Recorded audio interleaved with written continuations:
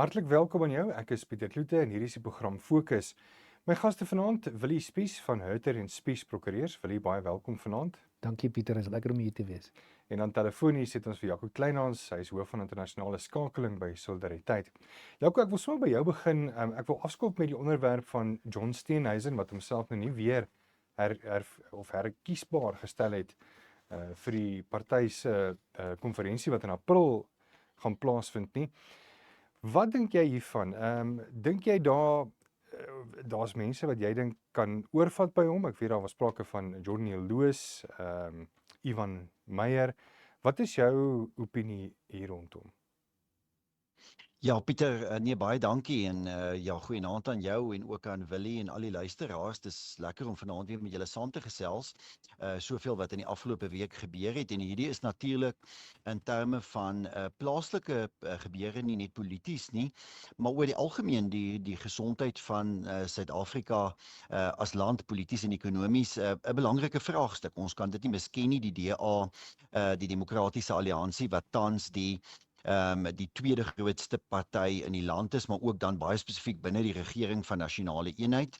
En sedert die 2024 verkiesing heel wat meer invloed het in die Suid-Afrikaanse regering en belangrike besluite wat geneem word. 'n Hele klomp strategiese kabinetsposisies wat deur die Demokratiese Alliansie beset word. Mens dink aan onderwys, veral landbou, ook by uitstek baie belangrik, binnelandse sake en andere. So dit is dink ek in daardie opsig is baie belangrik om te besef dat juist ek dink in hierdie tydstip wie ook al dan die leier van die party is, dat dit van groot belang is, dat dit werklik waar 'n wesenlike invloed kan hê, nie net op dan sê maar 'n enkele munisipaliteit of provinsie of bedryf nie, maar natuurlik ook uiteindelik die hele landspolitiek, en dit is belangrik, 'n belangrike vraagstuk omdat die DA dan 'n party is tot 'n bedeling. In daardie opsig dink ek het ons almal nou 'n tyd lank al hierdie druk op Steenhuisen gesien aankom en dit het ontwikkel, en dit was maar eintlik vreemd tot watter mate dit vir 'n lang periode binne die party en binne die DA eintlik ontken is, dat daar regtig waar onvolhoubaarheid is in terme van van Steenhuisen, John Steenhuisen se leierskap binne die party. En uiteindelik dink ek was dit maar 'n som totaal van 'n klomp dinge, natuurlik die back and closure en die hantering van die siekte binne sy eie ministerie, maar interessant genoeg uiteindelik John Steenhuisen wat nie verwyder word uit sy posisie as minister nie, maar wel dan weens al die interne verwikkelinge binne die DA eerder terugstaan en nie homself beskikbaar stel as nog 'n termyn as leier nie. Ek dink dit was 'n veelkantige aanloop tot hierdie besluit. Dit het baie te maak met die spanning tussen die DA binne die regering van nasionale eenheid en dan die DA in die parlement wat 'n sterker oppositierol steeds wil sien vir die party. Dit het 'n groot rol gespeel. Die verskillende faksies binne die party, die hantering van belangrike kwessies, sekere posisies, spanningslyne tussen individue, natuurlik die hele kwessie oor die vergoeding van John Steenhuisen wat ernstige vrae laat ontstaan het. En uiteindelik die verskillende magssentra wat binne die Demokratiese Alliansie ontstaan het, maar ek dink wat John Steenhuisen duidelik 'n blinde kol voor gehad het, was hoe belangrik verskillende groepe ondersteuners uiteindelik sal wees, en dit was baie duidelik die afgelope paar maande dat die DA steun begin verloor onder meer konservatiewe landelike bruin kiesers in die Wes-Kaapse platteland, en dan natuurlik onder Afrikaners, soos wat ons onlangs met 'n verkiesing gesien het, maar soos wat ons ook gesien het, Afrikaner organisasies en drukgroepe, hulle self al hoe sterker keer teen John Steenhuisen begin uitspreek het en hy eintlik die verhoudinge met baie van hierdie organisasies werklik swak hanteer het. So dit maak heeltemal sin om in kort miskien net jou vraag te antwoord. Ek dink daar's baie mense wat hom kan opvolg binne die DA wat eintlik vreemd is en ek dink dit was nog altyd 'n probleem binne die DA, maar ook 'n probleem in die meeste partye in Suid-Afrika is dat daar nie 'n onmiddellike natuurlike opvolger is nie. Daar's nie daai een naam van een persoon wat almal sê hier is absoluut sonder twyfel die volgende leier van die party nie. Maar daar is mense wat dit kan doen, maar ja, dit gaan uitdagend wees om verskillende groepe weer nader aan mekaar te bring. Die vraag is, gaan die DA hou by sy resep wat hy dikwels op terugval, wat die meer liberale stedelike Engelse faksie van die DA is, wat dikwels weer beheer neem van die party. Sal dit 'n George Neil Lewis byvoorbeeld wees, of gaan die party kyk na ander groepe van 'n steunbasis? Ek persoonlik het al baie ontmoet met iemand soos Dr. Ivan Meyer, die provinsiale minister vir landbou in die Wes-Kaap. Hy's 'n indrukwekkende persoon, maar is al heel wat kere oor die hoof gesien vir posisies. Ek dink partykeer het hy dit self waarskynlik ook geweier, maar hy is 'n indrukwekkende persoon wat baie lank betrokke is. Hy kom vanuit die bruin politiek in die Wes-Kaap wat natuurlik ook belangrik is, maar ek dink nie hy het noodwendig 'n natuurlike steunbasis binne die tipiese konferensiegangers by 'n DA-konferensie nie. So, ek dink hy lê 'n interessante tydjie voor, maar vir nou kry mens wel die gevoel dat George Neil Lewis sou hy homself beskikbaar stel, dis nou die burgemeester van Kaapstad, dat hy die voorloper sal wees, want hy verteenwoordig daar die magtige blok van stedelike Engelse liberale binne die DA en hulle was keer op keer nog altyd 'n baie sterk mag, ek wil amper sê die sterkste enkele faksie binne die DA. Jy weet ook nou al jou kans gehad het op politiek en nou weer politiek betree het as lid van die parlement. Ek dink dit was in die 2008 rond daar, as ek dit nie mis het nie. Ja, dis destyds so van 2004 na 2009 wat ek daar 'n draai gemaak het eers. En toe het ek 'n regte werk gekry. Sê vir my, dink jy daar is nou weer 'n toekoms vir Steenhuisen nog steeds in politiek as hy nou gaan terugtreë? Gaan hy nog steeds, het hy 'n bietjie vyande gemaak met Helen Zille op die federale raad? Wat gebeur met so 'n politikus as hy nou eers die hoogste vlak bereik het? Wat belangrik is dat 'n mens moet onthou Helen Zille is 75 jaar oud. Helen Zille het haar verkiesbaar gestel vir die burgemeesterskap in Johannesburg en ek dink sy maak redelik impak daar. Maar sy is 75 jaar oud. Oor 5 jaar van nou af gaan sy 80 jaar oud wees. Trump is daar, hy trek daar, maar ek is nie seker of Helen so ver sal gaan nie. En saam met haar toetrede tot die Johannesburgse burgemeesterskap wedloop, is die aanduidings ook dat sy gaan terugstaan uit leiersposisies binne die party. So haar invloed, wat inderdaad nog baie groot is in die party, gaan waarskynlik in die volgende 5 jaar minder raak eerder as wat dit meer gaan raak. So ek dink dit is 'n afnemende invloed wat sy betref. Eintlik polities gesproke en met die veldtog wat voorlê in Johannesburg, gaan sy baie aandag trek. Maar ek dink mense moet verwag dat daar 'n volgende geslag in die demokratiese alliansie besig is om na vore te tree. En dis 'n volgende geslag wat ek wil my verstout, al is ek nou self met die een voet in die politiek, wil ek my tog verstout om ietsie daaroor te sê. Mense moet onthou die DA en die DP, PFP forum is 'n politieke tradisie wat oor 'n lang tydperk kom van mense wat hulle as jy na leiers kyk en jy begin by Van Zyl Slabbert. Dis 'n persoon wat 'n professor in filosofie by die Universiteit van Kaapstad was voordat hy politiek toe gegaan het. Naam was Jacques de Beer wat 'n voorsteur van die direksie van Anglo American was. En na hom Tony Leon wat wel 'n bietjie vroeër die politiek betree het, maar wat 'n suksesvolle prokureur was en uit 'n familie van suksesvolle regslui kom voordat hy die politiek betree het. Daarna Helen Zille wat met 'n baie lang loopbaan wat terugdateer na 1977 en al die dinge wat daar gebeur het rondom Steve Biko en dis meer 'n baie gerekende joernalis was wat met geloofwaardigheid geloop het en wat 'n verwysingsraamwerk gehad het. 'n Verwysingsraamwerk ook buite die partypolitiek. Op die oomblik is my waarneming dat vir alle politieke partye soos die DA, en as mens kyk na die name wat genoem word van mense wat aanspraak maak op leierskap, miskien met die uitsondering van Dr. Ivan Meyer, is nie een van daardie mense iemand wat iets bereik het buite die politiek nie. Hulle loopbane het as hulle universiteit toe was, dan was hulle daarom op universiteit. Hier en daar as hulle 'n toppresteerder was, het hy in die buiteland ook gaan studeer.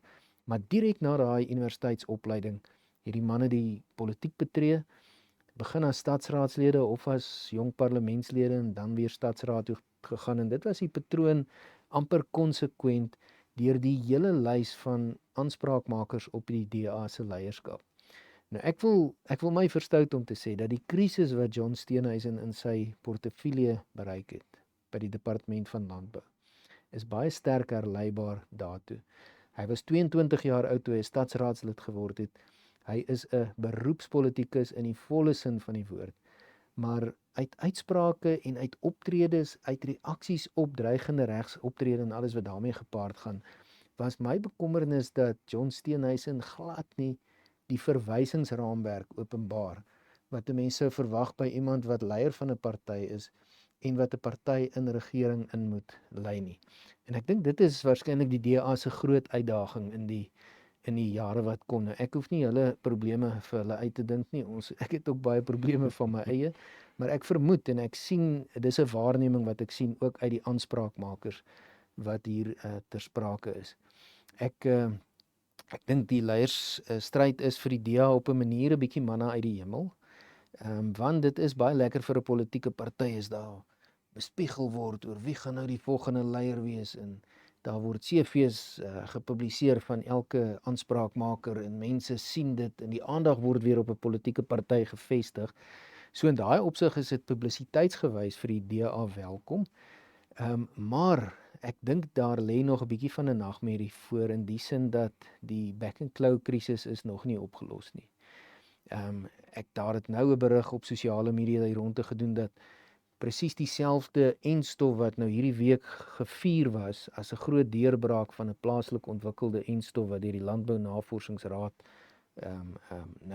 erken is en wat glasies geklink is en 'n voorbeeld daarvan oorhandig is aan meneer Steenhuisen, is enstof wat eintlik al 3-4 jaar gelede ontwikkel was en doodgewoon as gevolg van laksheid by die departement. En mens kan nie vir die huidige minister die skuld gee vir alles wat in die verlede verkeerd geloop het nie, maar as gewone laksheid en wanbestuur het die uitrol van hierdie vaksines nie gebeur soos wat dit moes gebeur nie, en is die krisis nou groot. So daar word nou weer fees gevier oor iets wat eintlik al 4 jaar gelede bereik was en wat ons al 4 jaar soos hulle in Engels sê, down the line moes gewees het, stroom afgewees het op pad met die implementering van 'n oplossing. Dit het nie gebeur nie.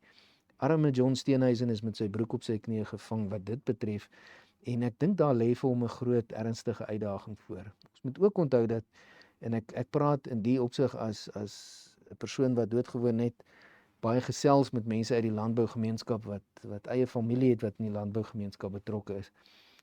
Maar die blote uitrol van enstowwe gaan nie die krisis die hoof bied waarmee boere nou te doen het nie. Een baie belangrike ding is, die oomblik wanneer jou kudde ingeënt is, dan mag die vleis van daai kudde vir 'n jaar lank nie verkoop word nie. So vir 'n jaar lank, selfs al red jy jou kudde deur almal in te ent, gaan jy dalk nog steeds jou boerdery vernietig in die sin dat jy vir 'n jaar lank uit besigheid gehaal word. Nou dit is goed wat spruit uit regulasies en die formulering van regulasies wat omstrede is en waaroor daar baie vrae gevra gaan word in die maande wat kom en wat reusagtige krisisse in die landboubedryf gaan vestig. En die minister is daar. Mense was baie kwaad vir hom oor wat hy as minister gedoen het of nie gedoen het nie, of die indruk wat hy daar geskep het. Maar ek weet nie of die ontsnapplan uit die krisis uit, of dit al so duidelik is en of dit al so mooi besig is om te ontvou nie. So ek dink dit gaan, ek sal hom graag sterkte toewens, en 'n mens wil almal graag sien dat die krisis opgelos word. Maar ek dink daar lê ook slapelose nagte nog vir hom voor. Net hierna wil ek by Jaco Kleinhans hoor meer oor AGOA en Suid-Afrika en natuurlik ook Suid-Afrika se nuwe handelsooreenkoms met China So bly ingeskakel.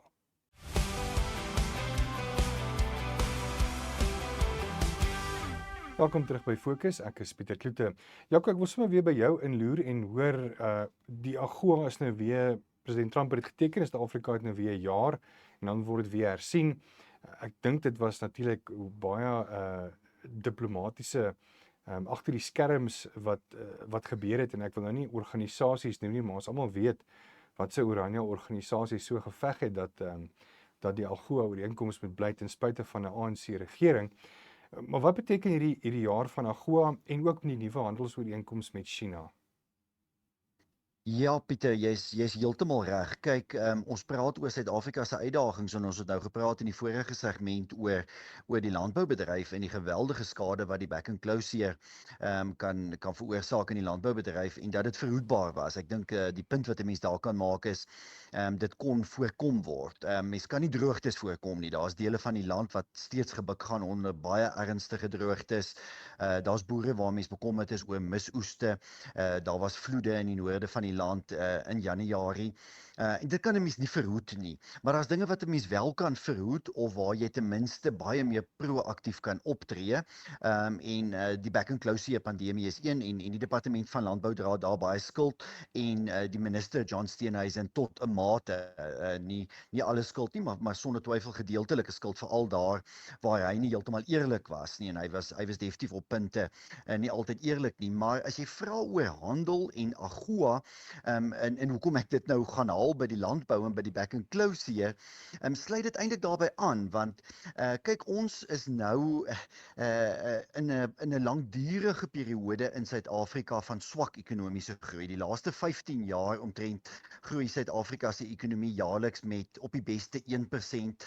Dit is soms net oor die 1% en dan dikwels minder as 1%, terwyl die bevolking natuurlik baie skerp gegroei het. So Suid-Afrika verarm eintlik nou al voortdurend Suid-Afrikaners as in 'n gemiddeld per capita ook al vir 'n goeie dekade en 'n half ten minste. En ons is baie afhanklik as ekonomie van uitvoere. Suid-Afrika is 'n hoogs geïndustrialiseerde land en 'n land wat handel dryf. Ons is 'n land van handelaars. Ons is nie 'n land met 'n baie sterk plaaslike verbruik nie, omdat ons baie arme mense het en baie werklose mense het, kan jy nie die Suid-Afrikaanse ekonomie altyd 'n hupstoot gee deur plaaslike verbruik nie. Ons moet uitvoer. Ons moet buitelandse valuta verdien en ons moet dinge produseer wat na die buiteland uitgevoer kan word. Dit was altyd Suid-Afrika se ekonomiese basis. En as jy nou gaan kyk na iets soos die African Growth and Opportunities Act, dit is sy naam, AGOA, die AGOA-wet wat 26 jaar gelede deur die Amerikaanse Kongres goedgekeur is, aanvanklik vir 15 jaar, toe in 2015 vir nog 10 jaar verleng is tot September verlede jaar, dan was dit by uitstek 'n goue geleentheid vir Suid-Afrika. En Suid-Afrika het daai goue geleentheid opgeneem. Die landboubedryf onder andere, veral in die Wes-Kaap, sitrusboere, pomeloes, lemoene, narkies, daar's verskeie suurlemoene ook veral, is uitgevoer vir die Amerikaanse mark. Dis iets wat ons voor AGOA nie soveel gedoen het nie, voor die AGOA-wet ingestel is nie, omdat ons nie regtig kon meeding op gewone invoertariewe met byvoorbeeld produsente uit Chili of Peru of ander Suid-Amerikaanse lande, Argentinië of Brasilië nie. En dit is nie net die landboubedryf wat dit gedoen het, die by uitstek het ander bedrywe in Suid-Afrika dit gedoen. Ons motorvervaardigingsbedryf het luukse motors begin bou met linkerhand stuurwiele, spesifiek vir die Amerikaanse mark, omdat Suid-Afrika 1800 produkte volgens AGOA na Amerika kon uitvoer sonder enige tariewe. Dit was 'n groot bonus en Suid-Afrika se uitvoere na Amerika het dan ook in daardie eerste 15 jaar van AGOA verdubbel. So ons het 'n reuse toename in uitvoere na Amerika gehad. Ons het 'n groot handelsoorskot met Amerika begin opbou weens AGOA. En ja, daar was groot voordeel daarin gewees. Wat het die laaste paar jaar gebeur in aanloop tot verlede jaar se verval aanvanklik van van die AGOA-wet, is Suid-Afrika het die een na die ander reël begin oortree wat deur AGOA bepaal word. AGOA sê geen land kan 'n voordeel daaruit trek wat 'n nasionale veiligheidsbedreiging vir Amerika inhou nie. Lande moet altyd vorentoe beweeg in terme van dinge soos eiendomsreg en vryheid van meningsuiting en menseregte en 'n hele lys van dinge. En Suid-Afrika het natuurlik die teenoorgestelde begin doen. Al hoe meer begin saamwerk met Iran en met China en met Venezuela en Cuba en Rusland en 'n klomp lande van wie die Amerikaners nie baie hou nie en 'n hele klomp verkeerde stappe begin neem. Daarmee saam het Suid-Afrika se diplomatieke kapasiteit en vermoë byna heeltemal weggeval. Ons vermoë om 'n sterk ambassade te hê in Washington wat kan onderhandel, goeie handelsattaché te hê in Washington. Niks van dit het gebeur nie. En toe die krisis verlede jaar ontstaan, jy weet, toe het die Suid-Afrikaanse regering net eenvoudig nie gereed gewees daarvoor om te onderhandel met die Amerikaners nie. Kyk hoeveel ander Afrika lande het die afgelope paar maande handelsooreenkomste met Amerika aangegaan. Die Suid-Afrikaners het dit nie gedoen nie. So ja, ander organisasies uit die burgerlike samelewing, Solidariteit, maar ook baie ander, ook in die privaat sektor, het toegetree en het met die Amerikaners begin onderhandel. En intussen is, soos jy sê, AGOA nou verlede week vir 'n jaar verleng. Dis nou tegniese jaar, want dis eintlik tot 31 Desember vanjaar. Eintlik 'n kalenderjaar wat hulle hom daarmee verleng het. En is ons nou in onderhandelinge en gesprekke om hom verleng te kry vir 3 jaar langer. Want die probleem met handel is nie iets wat oor kort termyn ontwikkel nie. Jy bou nie 'n fabriek om 'n sekere produk uit te voer as jy weet jy kan hom net tot 31 Desember uitvoer nie. Dieselfde met 'n boer wat 'n suurlemoenboord aanplant. Hy kan nie 'n suurlemoenboord aanplant nou hier in Februarie as hy dit doen aan die hand van 'n handelsooreenkoms wat einde van verjaar verval nie. En dit was die voordeel van AGOA in die verlede. Hy het eers vir 15 jaar gegeld en toe vir 10 jaar. En ons boodskap aan die Amerikaners is verleng dit ten minste met nog 10 jaar. So daar is heelwat gesprekke en dinge aan die gang, maar dit bevestig eintlik weer eens vir ons die ongelooflike regeringsmislukking op soveel terreine. Of dit nou gaan oor back and close en of dit gaan oor ons handelsooreenkomste met Amerika. Talle lande, van ons buurlande, het die afgelope paar maande goeie, gunstige handelsooreenkomste met Amerika gesluit en selfs toe AGOA nie eers hernie is, of nog nie hernie is nie, kon hulle produkte uitvoer na Amerika. Maar Suid-Afrika het nie daarin geslaag nie. Suid-Afrika het nie daarin geslaag om 'n bilaterale ooreenkoms te onderhandel nie. Nou word die hele tyd vir ons gesê, maar daar is alternatiewe markte en daar word veral na China gewys. Maar die probleem met China is natuurlik dat daar een ding is wat die Chinese sê en 'n ander ding wat hulle doen. So ek sal eers wil sien of die Chinese regtig gaan aflewer op hulle mooi beloftes wat hulle maak oor handel.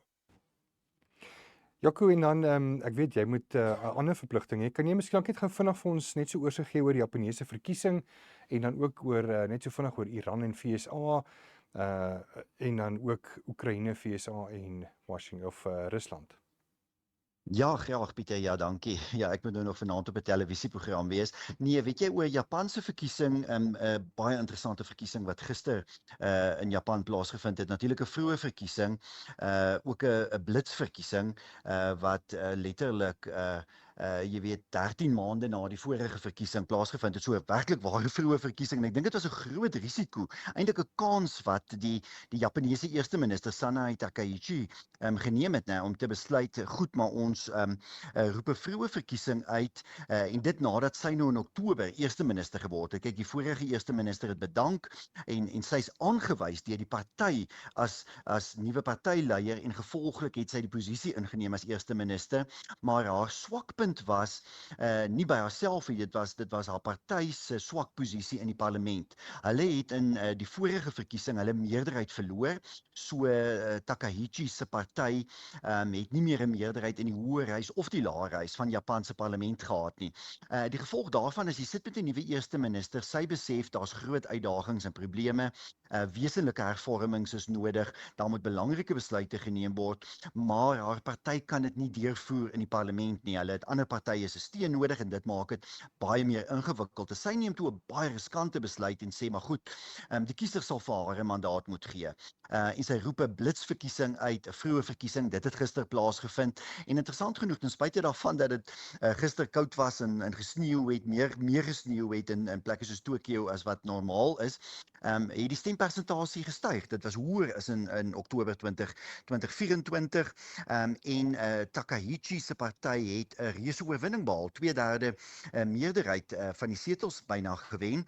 En interessant genoeg, wat mense nou hier moet onthou is, die party is 'n sentrumregse party, die Liberaal-Demokrate, en hulle, sy het eintlik sedert Oktober die party heelwat na regs verskuif. So sy het in terme van identiteit, nasionalisme, Japanse verhouding in Asië met China veral, dan ook die verhouding met Amerika, oor kwessies soos immigrasie, eintlik oor 'n hele aantal kwessies het sy die party wesentlik na regs verskuif, ook meer amper regspopulisties, en steeds het die party 'n geweldige styging, omtrent 'n 50% styging in setels gehad in gister se verkiesing, maar interessant genoeg ander regse partye wat selfs verder regs is, het almal ook setels gewen. So jou regse partye het omtrent 75% van die stemme gewen, dan het 'n sentrumparty wat homself so reg in die middel van die Japaneese politiek plaas, het 21% van die stemme gewen, en die linkse partye kon letterlik net 3 setels wen. Dit was 'n reuse nederlaag vir linkse partye in Japan. So dit was ek wil amper sê in die ontwikkelde wêreld, onder ontwikkelde lande, jou regte gevorderde ekonomieë, was hierdie die skerpste verskywing na regs in 'n enkele verkiesing in dekades gewees. Veel meer as wat ons in Europa of Amerika in dekades gesien het. Dit was werklik waar 'n historiese verkiesing. Ek sien die Wall Street Journal verwys ook vandag na dit as 'n historiese verkiesingsuitslag. So 'n baie sterk mandaat van Japaneese wat gefrustreerd is met inflasie, met stagnante ekonomie. Jy het natuurlik die reuse probleme met 'n lae bevolkingsaanwas.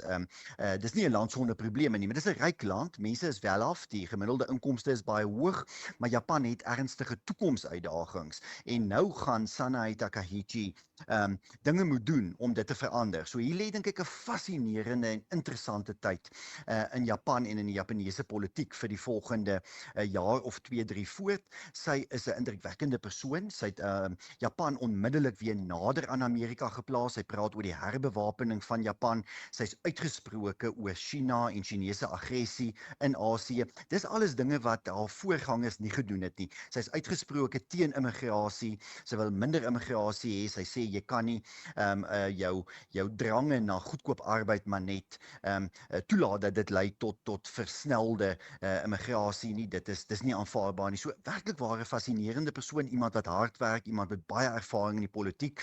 En my gevoel is ons kan Japan maar dophou. Hier lê interessante dinge verseker oor die volgende tyd in Japan voort. Wat Iran betref, as ek net so kan spring, Pieter, as jy my toelaat, daar was natuurlik verlede week Vrydag in Oman in die Midde-Ooste die onderhandelinge tussen Amerika en Iran. Dit lyk nie of daar regtig vordering gemaak is nie. Dit is in 'n tyd waar daar natuurlik geweldige spanning is. As jy kyk maar wat die afgelope 2-3 weke gebeur het, die geweldige militêre opbou van die Amerikaners in die gebied, en dat Amerika duidelik voorberei vir 'n aanval op Iran. Dit beteken nog lank nie Donald Trump gaan besluit hulle moet Iran aanval nie, maar hulle het 'n geweldige hoeveelheid gevorderde aanvalsvliegtuie, aanvalshelikopters, vliegdekskepe na die Midde-Ooste gestuur. En dit natuurlik om in die eerste plek dreigend te wees, om vir Iran te sê, wel, ons is gereed, en ons beskik nou ook oor die vermoë om julle missiele af te skiet, want Iran se sterkpunt is hy duisende missiele, wat hy natuurlik kan afvuur, maar Amerika het in die laaste 2 weke reuse kapasiteit gestuur na die Midde-Ooste, na sy weermagbasisse daar, om missiele te kan afskiet.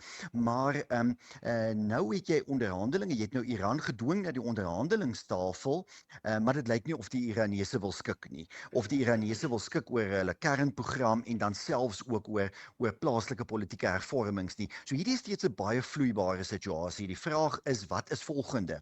En niemand weet nie. Word Amerika uiteindelik gelaat met slegs een opsie, en dit is geteikende militêre aanvalle. Ons weet, die Amerikaners en veral die president Donald Trump sien nie kans vir 'n volskaalse oorlog teen teen Iran nie. Dit sal ook baie dwaas wees op hierdie tydstip, maar gaan hulle probeer om Iran aan te val en hom militêr te verswak, baie van sy militêre kapasiteit uit te skakel, het hulle nog hoop vir verdere onderhandelinge. Daar's geen inligting regtig bekend na Vrydag se onderhandelinge nie, maar dit is 'n groot veiligheidsvraagstuk. Ek wil sê na die Oekraïne-oorlog natuurlik en dit wat daar gebeur, daar was verlede week ook onderhandelinge in Abu Dhabi in die Verenigde Arabiese Emirate om 'n einde te bring aan die oorlog in Oekraïne. Maar behalwe vir die Oekraïne vraagstuk is die Iran vraagstuk, dink ek in terme van buitelandse politiek, een van Amerika se groot kopsere, een van president Donald Trump se groot kopsere, want wat doen jy dan nou presies om uiteindelik Iran te keer om sy kernprogram weer te ontwikkel, maar ook om te keer om sy eie burgers eenvoudig voor die voet dood te skiet in hulle duisende, soos wat die regering van Iran 'n paar weke gelede gedoen het. So baie moeilike keuses wat hier vir die Amerikaners voorlê. Ek dink daar word tog stadig maar seker vordering gemaak rondom Oekraïne en die onderhandelinge met Oekraïne. Dit is duidelik dat Trump al hoe meer druk plaas op Rusland meer begin isoleer, eintlik die Russe dwing tot die onderhandelingstafel, maar oor Iran nog groot onsekerheid, en onsekerheid is natuurlik nooit goed nie, maar ons sal moet sien presies hoe dit oor die volgende paar weke gaan uitspeel. Jaco, weer eens baie dankie vir jou tyd en ons gesels binnekort weer. Willie, ek wil wel met jou 'n bietjie hoor, ons het nou gepraat oor die onderhandelinge met Iran en die VSA, en ook met Rusland, Oekraïne en die VSA. As 'n regsman was jy ook al in jou lewe baie betrokke by onderhandelinge. Weet hoe moeilik is so 'n proses om almal half op dieselfde bladsy te kry? In enige onderhandelinge is wanneer jy nie bedingingsmag het nie, dan onderhandel jy nie, jy bedel. En ek dink dit is die fascinerende wat aan die gang is en die spel wat die Amerikaanse regering onder leiding van president Trump speel, is dat hulle onderhandel oral in die wêreld en hy het hierdie ek wil amper sê hierdie bedingingsmiddel van tariewe het hy geskep reg deur die wêreld om reg deur die wêreld ooreenkomste te behaal met potensiële vriende, maar ook om die vyande van Amerika tot orde te roep, om dit so te stel. So 'n baie interessante, fascinerende spel wat deur die VSA gespeel word. Baie mense verstaan dit nie, baie mense is baie kwaad daaroor, maar ons kan nou maar sê wat ons wil, maar die VSA onder leiding van Donald Trump en JD Vance is die groot ontwrigter enerzijds van 'n wêreldorde wat stadig maar seker vorm aangeneem het en wat nie noodwendig 'n goeie wêreldorde was nie.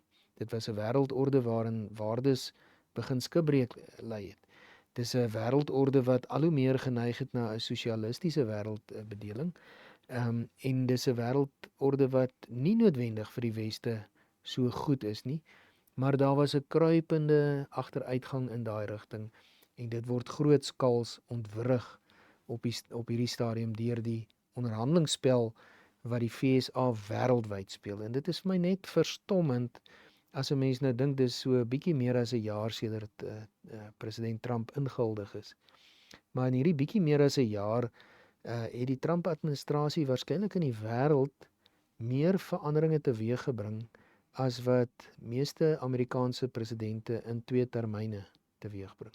As 'n mens gaan kyk wat het gebeur in Israel, die uiteindelike wapenstilstand tussen Hamas en Israel.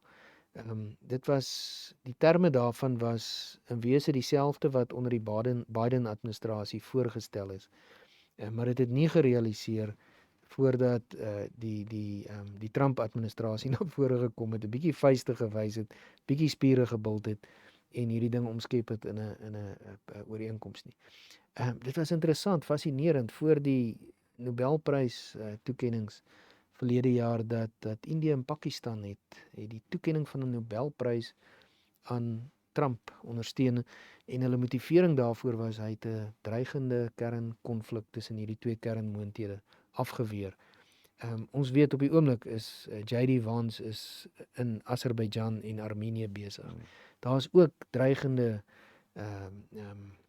spanning tussen hierdie twee lande en die VSA speel eenvoudig hierdie rol om spanning te ontlont, maar nie net te ontlont en weer eens, ek sê ek kom terug by wat ek in die begin gesê het. Daar word nie gebedel en mooi gevra vir gunste en gawes nie.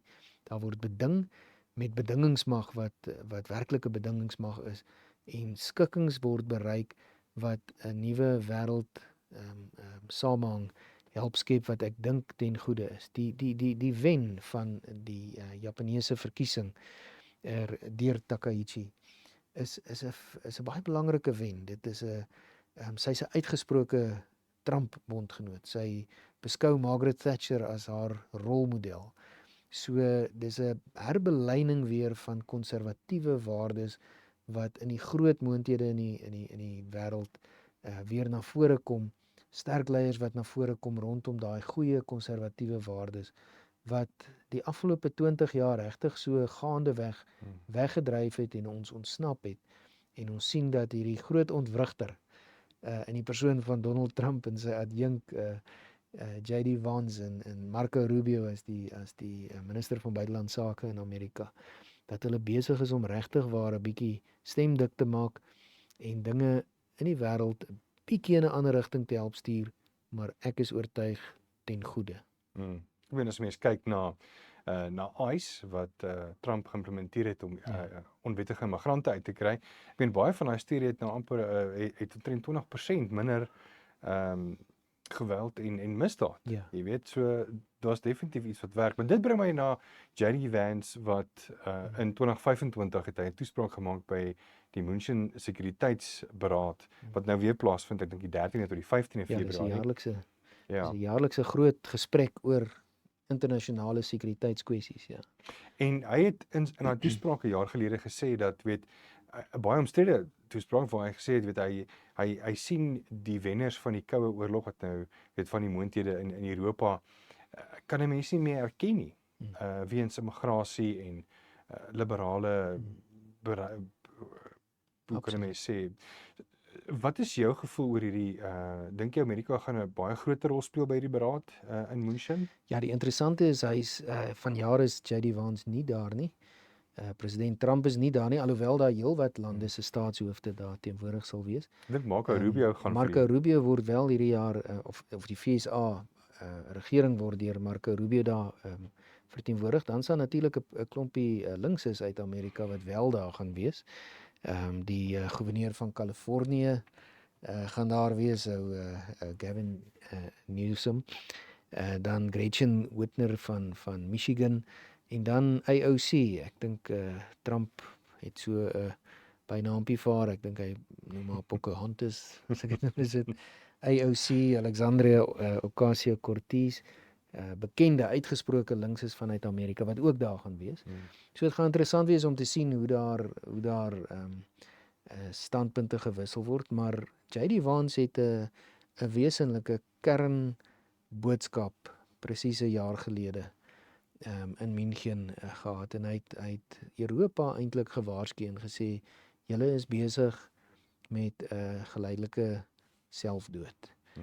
As julle gaan voortgaan op die pad wat in Europa ingeslaan is en julle gaan voortdurend uitlewer, julle self gaan uitlewer aan die tirannie van linkse onverdraagsaamheid en die demokrasie gaan ignoreer. Daar's toenemend in linkse regeringskringe in Europa 'n geneigtheid om verkiesings nie meer te erken nie, om nie die demokratiese stem te hoor nie, om die sogenaamde diep staat beginsel te gebruik en ou bureaukrasie en ou reguleerders wat oor jare heen vorm aangeneem het en hulle self ingegrawe het in die stelsel en wat by tye doen net wat hulle wil sonder 'n agneming van wat die demokratiese wil van die bevolkings is wat hulle daar gestel het.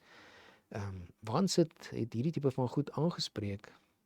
Hy sê wat is besig om te gebeur as ons daardie wese, dit wat die Weste gemaak het wat hy is, daai idee van 'n vrye wisseling van idees, die idee van demokrasie, die Christelike waardestelsel. Wat gaan gebeur as ons hierdie goed op die altaar gaan plaas ter wille van 'n groot wêreldorde? Hy het hulle uitgedaag. Hy was nie baie gewild by Europa nie. Daar's gerugte, maar dit klink vir my ook maar so 'n bietjie na propaganda meer as 'n werklikheid dat hy so 'n bietjie uitgejou is tydens die openingsseremonie van die Winter Olimpiese spele in Milaan. Maar is interessant, daar's wisselende berigte daaromtrent. Die vraag is die FSA besig om die wêreldorde uit te daag en doen hulle dit op 'n manier wat dinge in 'n beter rigting stuur? Ek is persoonlik oortuig dat dit wel gebeur. En ek is persoonlik dankbaar om te sien wat in Japan gebeur, om te sien wat by verskeie wêreldkonflikte gebeur Costa Rica. waar daar toegetree word met 'n gesindheid van jy onderhandel, maar jy onderhandel met bedingingsmag en jy gebruik daai bedingingsmag om skikkings te kry wat die wêreld 'n bietjie beter maak. So ek dink alles in alles is die wêreld in 'n goeie rigting op pad en ons hoop dat dit wat begin het in die FSA wêreldwyd ook hier by ons ook sal oorspoel. Nou ja. En dit is nou Februarie, so Trump het hom nog 'n jaar om groot verandering aan te bring voor die middeltermyn Ja, die verkiesing. middeltermynverkiesings is vir enige Amerikaanse president 'n Ja. groot kopseer. Dit is gewoonlik die geleentheid waar dit nie so goed gaan met 'n sittende president nie. So ons sal moet kyk hoe dit ontwikkel. Daar's 'n omstrede besluit nou gewees van 'n Hooggeregshof wat in Kalifornië toegestem het tot die herafbakening van kiesdistrikte wat 5 Republikeinse setels, kongressetels in gedrang bring. Dis jammer dat die goed gebeur, maar weer eens 'n onderstreping van die onverdraagsaamheid teen demokratiese beginsels. Demokrasie word dikwels ter wille van linkse ideologie ondergeploeg. Maar daar sal 'n terugstoot wees en daar sal mense na vore kom.